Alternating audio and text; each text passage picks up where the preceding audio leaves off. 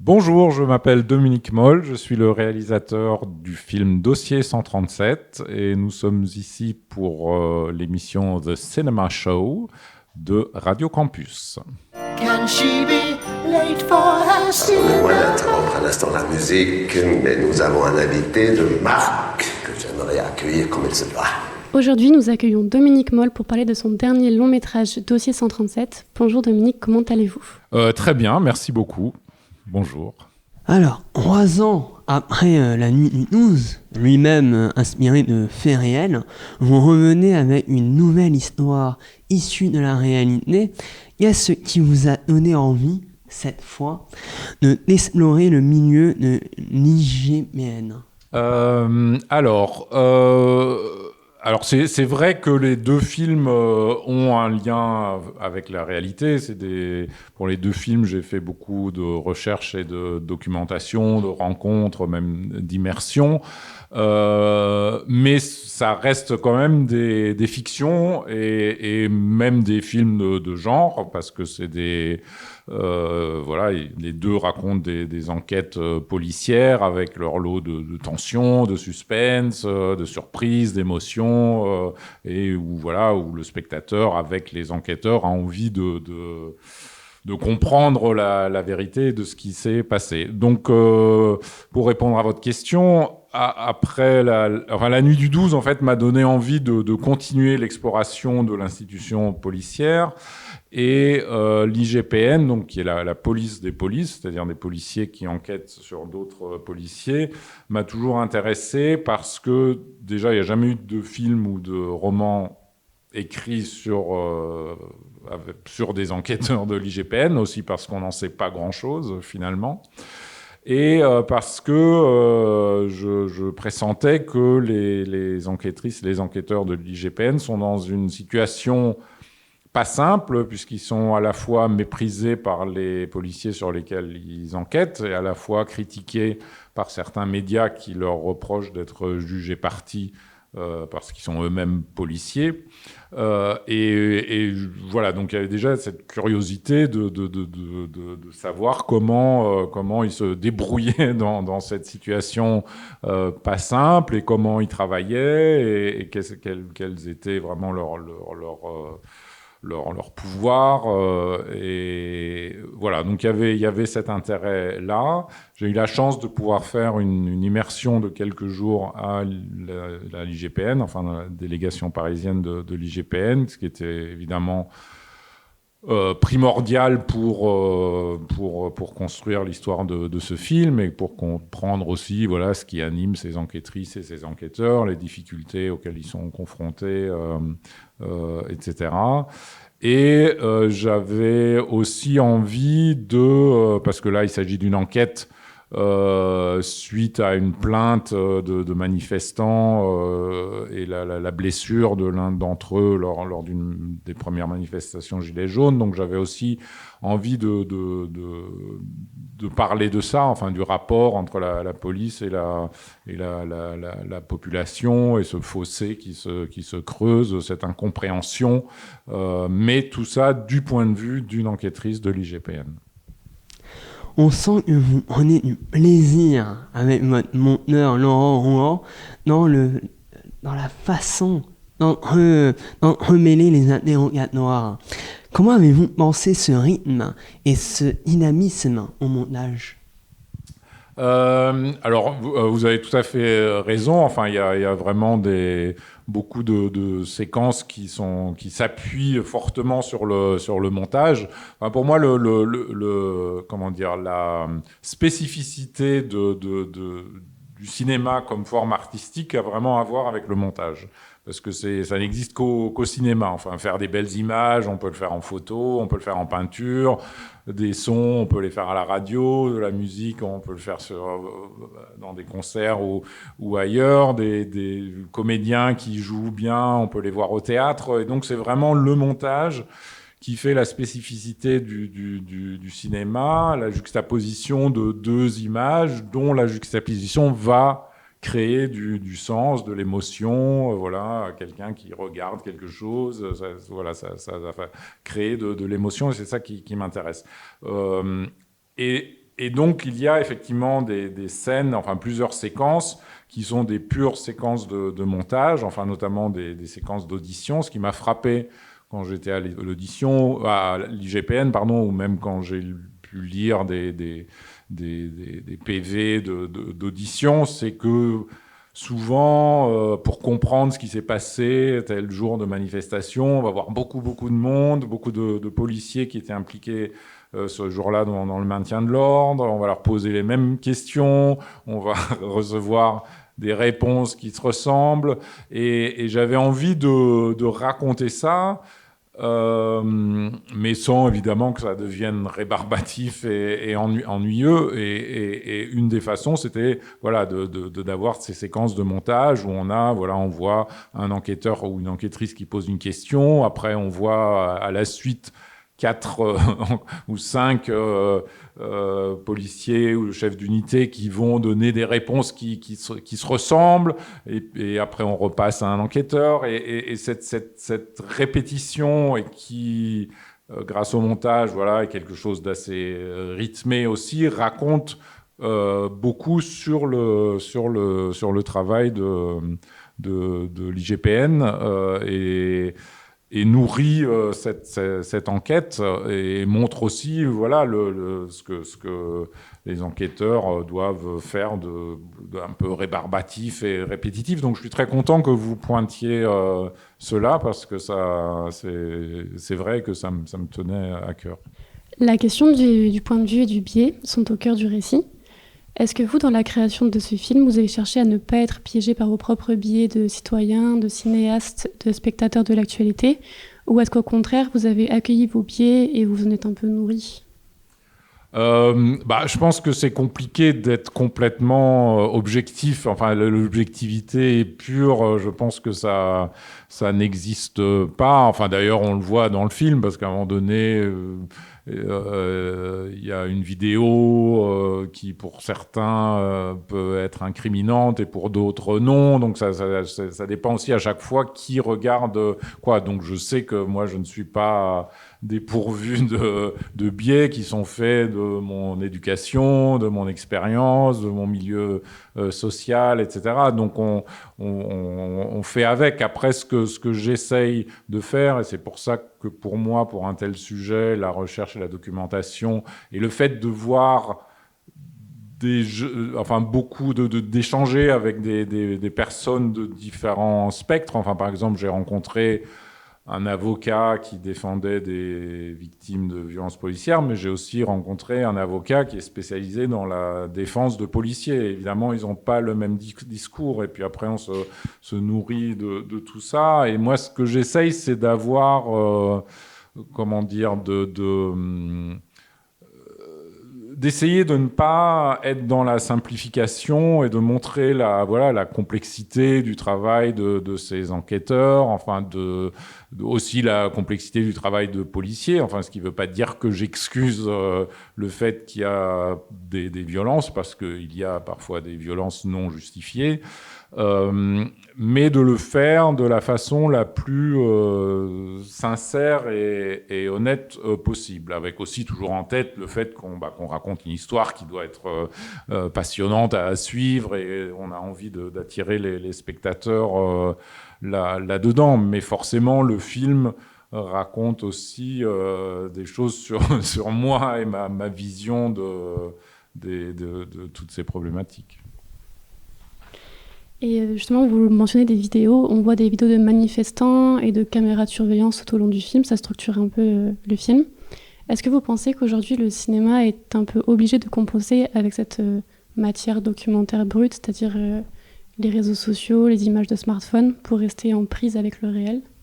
Non, je pense pas. Enfin, il y a d'ailleurs, enfin, il y a des films. Il y a des films qui se passent pas aujourd'hui, mais qui sont faits aujourd'hui, et des films d'époque, d'époque pas forcément d'un passé lointain, mais un film qui se situe en 1990, il y a pas de réseaux sociaux, il y a pas de portable, il y a tout juste les premiers ordinateurs, donc non. Enfin, et même aujourd'hui, on peut tout à fait raconter l'histoire de quelqu'un qui j'en sais rien, se perd dans la jungle et qui n'a plus du tout accès à aucune de ces choses. Donc c'est pas du tout un passage obligatoire.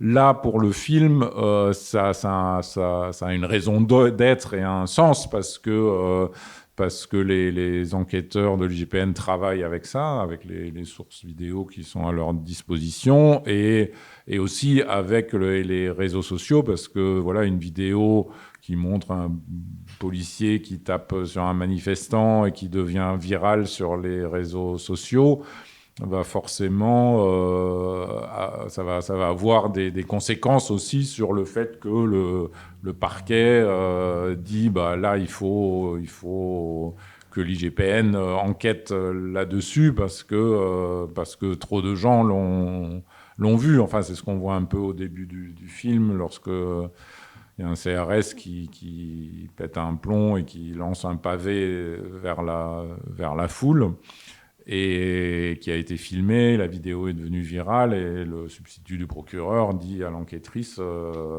on ne peut pas laisser passer ça, même s'il n'a blessé personne, mais c'est un geste qu'on ne peut pas laisser passer. Le dossier 137 reprend ce chiffre qu'on voit aussi dans une séquence télévisée, mentionnant 137 personnes en garde à vue.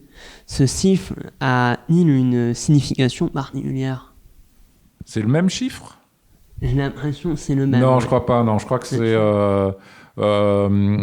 c'est 127, mais quand le bandeau sur le BFM où il y a marqué 127 personnes interpellées, c'est vrai que c'est assez proche, mais alors même si ça avait été le même, je me dirais ah zut, on n'aurait pas dû faire ça. Non, le chiffre n'a aucune n'a aucune signification.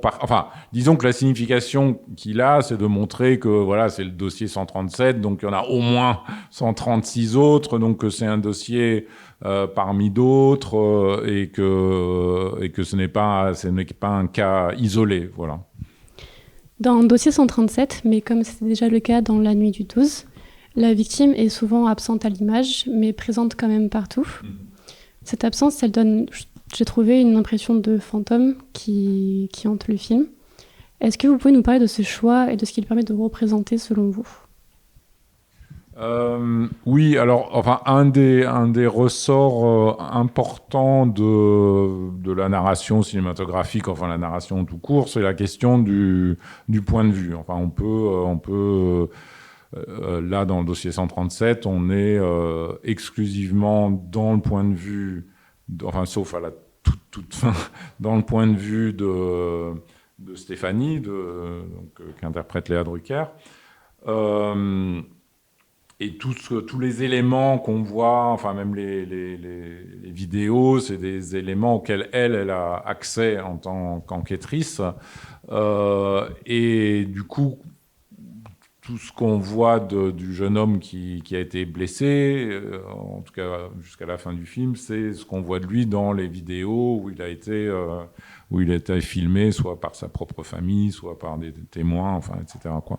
Donc forcément, il est très, très en off, entre guillemets, et c'est vrai que dans La Nuit du 12, alors on était au tout début, on est dans le point de vue de Clara, de la jeune femme qui se fait tuer, mais une fois qu'elle est morte, bon, évidemment, on ne la voit plus, et je crois beaucoup à cette question de point de vue, et le pari, alors dans les deux films, c'était enfin comme vous disiez,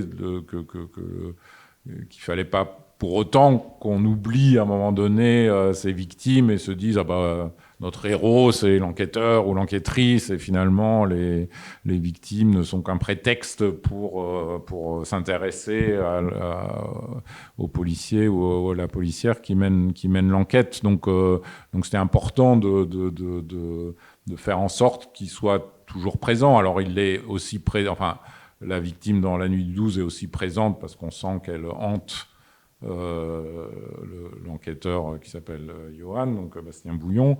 Et là, c'est un peu pareil. On sent que c'est une affaire qui finit par obséder un peu Léa Drucker et qui fait que la victime est toujours présente. Et justement, vous le mentionniez, mais à la fin du film, le point de vue change dans le sens où vous donnez la parole à Guillaume, la victime. Qu'est-ce que vous vouliez peut-être réparer ou souligner après avoir justement fait vivre son absence tout au long du récit ? Bah, ça me semblait important qu'il ait la dernière, peut-être pas le mot de la fin, mais en tout cas qu'il puisse s'exprimer face caméra à la fin, justement, pour montrer aussi les conséquences de la blessure qu'il avait subie. Enfin, pas qu'on puisse se dire bon bah oui il a été blessé mais il doit aller mieux maintenant, enfin parce qu'il y a des blessures que certains manifestants ont subies qui ont des conséquences irréversibles et justement une des raisons qui ont poussé beaucoup de manifestants gilets jaunes sur les ronds-points et aussi le fait de venir à Paris, c'est parce qu'ils se sentaient pas considérés et invisibles et qu'ils avaient envie d'être vus. C'est aussi pour ça qu'ils mettaient des gilets jaunes qui sont là pour être vus en cas d'accident, etc. Donc c'est pas un hasard. Et ce qui m'a et ceux qui ont été blessés ont en fait vécu une deuxième invisibilisation parce qu'on les a jamais reconnus comme victimes. Enfin, le pouvoir politique a été incapable de dire à un moment donné, écoutez, oui, on a été débordé par la situation, on a dit aux policiers d'appliquer une répression très forte avec des armes qu'on leur avait fournies. Il y a eu des blessés suite à cela. Et donc on reconnaît qu'il vous est arrivé quelque chose qui n'aurait pas dû vous arriver. Mais personne n'a jamais fait ça. Et donc ils se sentent même leur statut de victime leur est refusé. Et c'est une double violence. Et j'avais envie de parler de ça aussi, et j'espère que le film va contribuer un tout petit peu à remettre un peu la lumière sur les gens qui ont subi des blessures graves. Voilà, donc ça me semblait... alors c'est vrai que dans le scénario, cette scène-là n'était pas à la toute fin, mais très vite au montage, il nous a paru important qu'elle soit à la toute fin, enfin qu'on clôt le film là-dessus. Dans votre film, il y a un chat blanc. Et comme il y avait un chat noir dans le précédent, quelle est la signification de leur présence dans votre récit ? Alors, dans La Nuit du 12, le chat noir, c'était parce qu'il y a l'expression qui est le chat noir, quand tout à coup, il y a une affaire qui tombe la veille d'un week-end et que les policiers doivent travailler le week-end, et donc ils se disent, forcément, il y en a un qui porte la poisse, donc il y a l'expression, c'est qui le chat noir. Et voilà, et de façon ludique, on avait un peu décliné cela en mettant plusieurs chats à plusieurs endroits du film. Enfin, d'ailleurs, il y a des étudiants en cinéma de Montpellier qui ont fait un petit film de 10 minutes qui s'appelle Le chat du 12, où ils analysent et interprètent les présences des chats, et où ils interprètent des choses auxquelles j'ai pas du tout pensé, mais qui fonctionnent, qui sont très cohérentes et que j'aime beaucoup leur travail. Bref, et donc dans Dossier 137, il y a le chat blanc, en effet. C'était un peu pour mettre aussi un peu de douceur dans ce monde de brut, d'une certaine façon, qu'il y ait des choses un peu joli également par contraste, mais après il y a aussi les vidéos de chatons, il y a la discussion entre les parents du personnage de Léa Drucker, le père reproche à la mère de passer son temps à regarder des vidéos de chatons en disant ça abrutit les gens, et elle dit mais non, ça fait penser à autre chose, ça amène de la douceur, et effectivement les deux ont un peu raison, et je trouvais ça intéressant, et on sent même à la fin que que Stéphanie, enfin l'enquêtrice, dans un moment où elle se sent un peu désabusée, pourrait être tentée à plonger dans l'échappatoire des vidéos de chatons. Voilà, donc c'était un peu l'idée derrière tout ça. Et justement, un peu dans la même veine que les vidéos de chatons, il y avait pas mal quelques touches d'humour dans le film. Est-ce que c'est un geste de cinéaste un peu pour humaniser vos personnages, ou est-ce que c'est une manière plutôt d'empêcher le spectateur de se figer dans une émotion et de...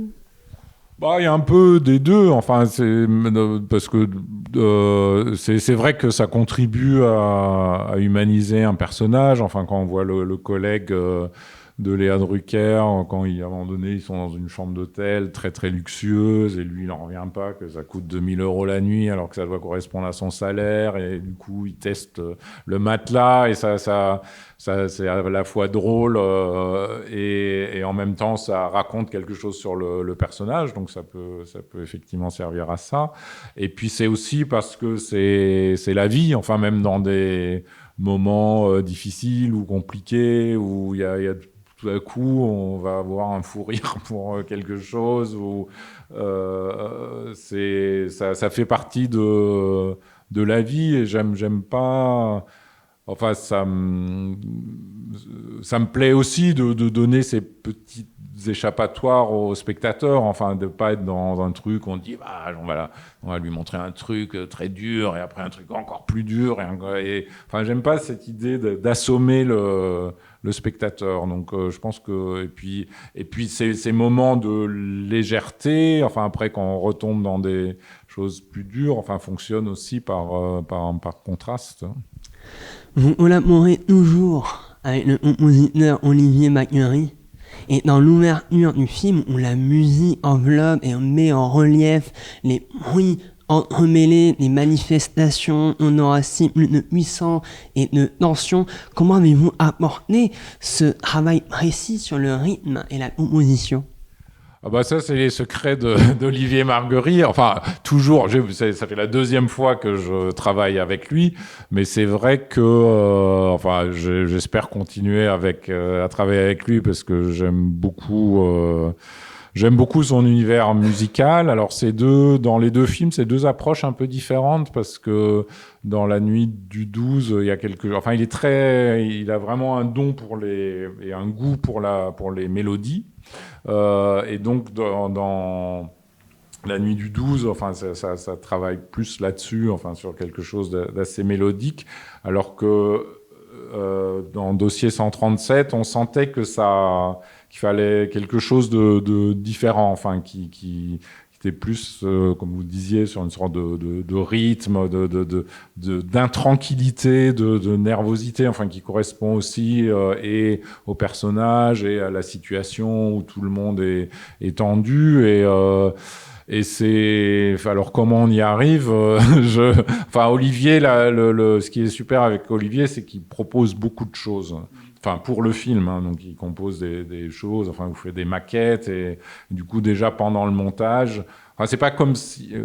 parfois, il y a des compositeurs qui attendent la fin du montage, on leur montre le film, et après, on leur dit, bah, vas-y, essaye de mettre de la musique dessus. Moi, je crois beaucoup au fait qu'il faut travailler le plus en amont possible. Et Olivier, je lui demande de proposer des choses déjà sur lecture du scénario.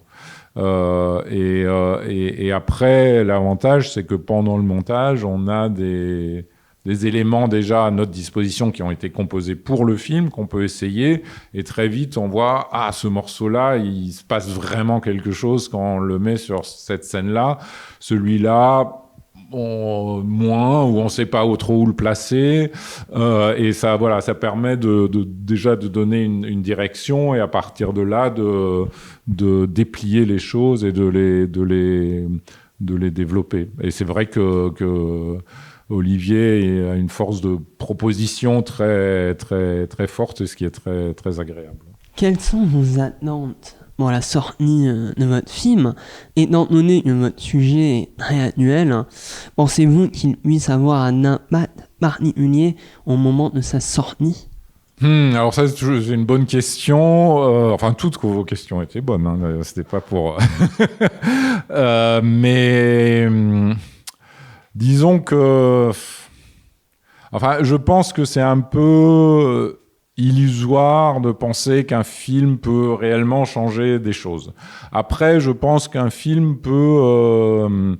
enfin, surtout quand il s'agit de sujets comme ça, enfin, qui concernent beaucoup de monde, enfin, le rapport avec la police, peut inciter déjà à la réflexion, à peut-être revoir un peu ses positions sur certaines choses, idéalement à mener à des échanges, à des discussions, de rapprocher des points de vue. Enfin, on est dans un monde qui est de plus en plus clivé et clivant et où la détestation des points de vue différents vient très vite. Et c'est un peu ce que dit Stéphanie à un moment donné. Enfin, si un point de vue différent n'est vécu que comme quelque chose d'hostile, comment on tient ensemble, et pour moi la question de comment on tient ensemble, comment on fait société est évidemment intéressante, et donc j'espère que le film va pas être rejeté par ceux qui disent c'est trop gentil avec la police, ou ceux qui disent c'est trop critique envers la police, enfin, mais que ça puisse inciter à des échanges, à une réflexion sur le rôle de la police. Mais c'est peut-être un peu naïf, je ne sais pas. Avez-vous déjà un nouveau projet en préparation ? Non. Alors, il y a des réalisateurs qui ont des projets plein les tiroirs, et à peine ont-ils fini un film qu'ils ouvrent le tiroir et pof, il y a le prochain qui sort.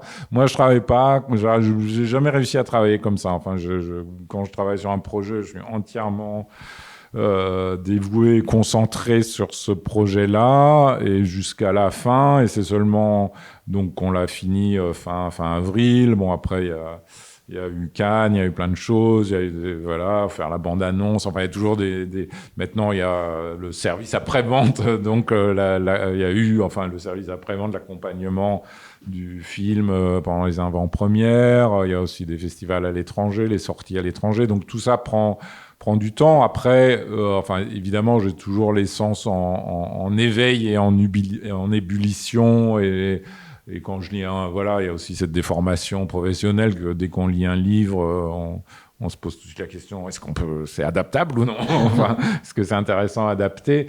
Donc parfois, je me dis, tiens, est-ce que ça pourrait être une piste possible? Mais j'ai pas encore une vraie idée de départ pour le prochain, mais ça viendra. On finit toujours par la même question dans The Cinema Show. Quel est le dernier film qui vous a particulièrement marqué, que vous l'ayez vu au cinéma ou à la maison ?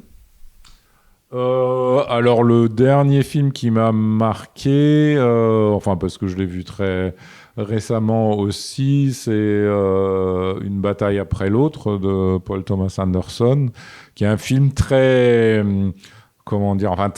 la fois très audacieux, très libre, très singulier, parfois déconcertant, parce que au début je n'arrivais pas à comprendre si c'était du premier degré, du second degré, j'ai eu même du mal à rentrer dedans, et puis finalement il y a un moment où ça emporte le morceau, et où j'étais dedans, et c'est vraiment... j'aime bien être... finalement, le fait d'être décontenancé, ça a quelque chose de stimulant aussi, parce que ça veut dire qu'on n'est pas dans un schéma de sentier battu qu'on connaît. Donc j'ai trouvé vraiment ce film vraiment passionnant. Alors, Dossier 137 est toujours en salle. On vous encourage pleinement à aller le découvrir, car c'est un film électrisant, marquant et haletant. Merci beaucoup, merci Dominique beaucoup. Moll. Avec grand plaisir, merci à vous, merci pour vos questions. Can she be late for her